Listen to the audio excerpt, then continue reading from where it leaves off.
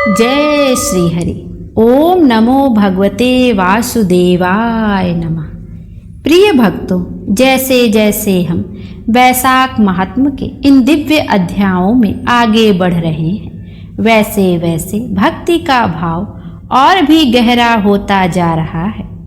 अब तक आपने पूर्व अध्यायों का श्रवण किया, उसके लिए हृदय से धन्यवाद। और अब पूर्ण श्रद्धा, शांति और एकाग्रता के साथ आइए प्रवेश करते हैं वैशाख महात्म का 11वां अध्याय।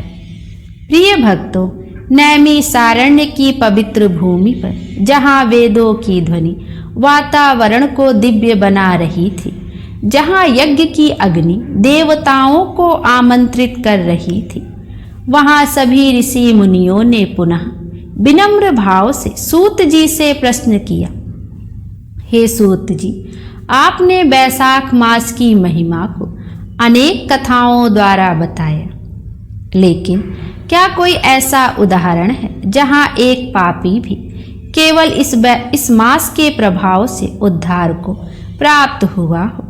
भक्तों, यह प्रश्न सुनकर सूत जी कुछ क्षण ध्यान में लीन हुए और फिर गंभीर स्वर में बोले, हे मुनियों, ध्यान पूर्वक सुनो। मैं तुम्हें एक अत्यंत प्राचीन और सत्य घटना सुनाता हूँ, जिसका वर्णन पुराणों में भी मिलता है। भक्तों, प्राचीन काल में अवंती नगरी में एक व्यक्ति रहता था। उसका नाम था वृक नामक व्याध। भक्तों, वह जन्म से ही क्रूर स्वभाव का था। जीव हिंसा करना, पक्षियों और पशुओं का वध करना, यही उसका जीवन था। ना उसे धर्म का ज्ञान था, ना ही किसी देवता में श्रद्धा। समय बीतता गया और उसके पाप भी बढ़ते गए। लेकिन भक्तों, कर्म का फल कभी ना कभी सामने आता ही है। एक दिन वैशाख मास का समय था। भीषण गर्मी पड़ रही थी, सूर्य तप रहा था। वह व्याध जंगल में शिकार करने निकला। पूरे दिन भटकने के बाद भी उसे कोई शिकार नहीं मिला। वह भूखा, प्यासा और थका हुआ एक वृक्ष के नीचे बैठ गया। उसी समय उसे पास में एक छोटा सा सरोवर दिखाई दिया। वह वहां गया और जैसे ही उसने जल पिया, उसी क्षण उसके भीतर एक अद्भुत शांति का अनुभव हुआ। भक्तों, वह कोई साधारण जल नहीं था। वह वैशाख मास में पवित्र हुआ जल था। वह वहीं बैठा रहा और अनजाने में उस दिन उसने उपवास भी कर लिया।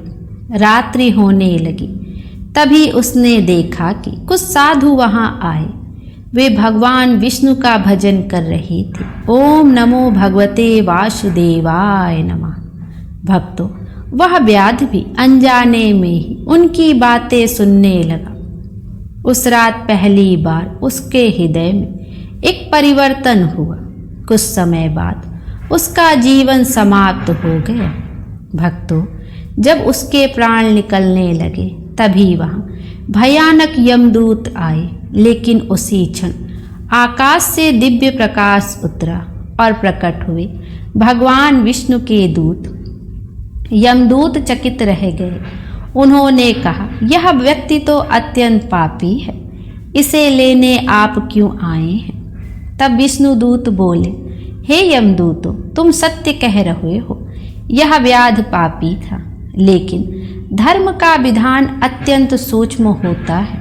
भक्तों, उन्होंने आगे कहा, इसने वैशाख मास के पवित्र दिन अनजाने में ही उपवास किया, पवित्र जल का सेवन किया और संतों के मुख से भगवान का नाम सुना। यह 3 पुण्य इसके समस्त पापों पर भारी पड़ गए। इतना सुनते ही यमदूत मौन हो गए और उसी क्षण वह व्याध, जो जीवन भर पाप करता रहा, भगवान विष्णु के धाम को प्राप्त हुआ। भक्तों, यह कथा केवल एक घटना नहीं है, यह सनातन धर्म का एक गहरा सत्य है। जब समय पवित्र होता है तो अनजाने में किया गया पुण्य भी जीवन को बदल सकता है, और वैशाख मास ऐसा ही दिव्य काल है। और प्रिय भक्तों, जरा एक क्षण के लिए सोचिए, अगर एक पापी व्याध केवल अनजाने पुण्य से भगवान के धाम को प्राप्त कर सकता है, तो अगर हम सचेत होकर श्रद्धा से इस वैशाख मास में स्नान, दान और भक्ति करें तो हमारा जीवन कितना बदल सकता है। इसलिए भक्तों, अब एक क्षण के लिए आंखें बंद कीजिए और सच्चे मन से कहिए जय श्री हरि, और मन ही मन प्रार्थना कीजिए, हे प्रभु, जैसे आपने उस व्याध का उद्धार किया वैसे ही मेरे जीवन के अंधकार को भी दूर कर दीजिए। मुझे भी भक्ति का मार्ग दिखाइए। विश्वास रखिए भक्तों, जब पुकार सच्ची होती है तो भगवान तक पहुंचती जरूर है, और जब भगवान सुनते तो जीवन बदलना तय हो जाता है। हरि ओम, जय श्री हरि।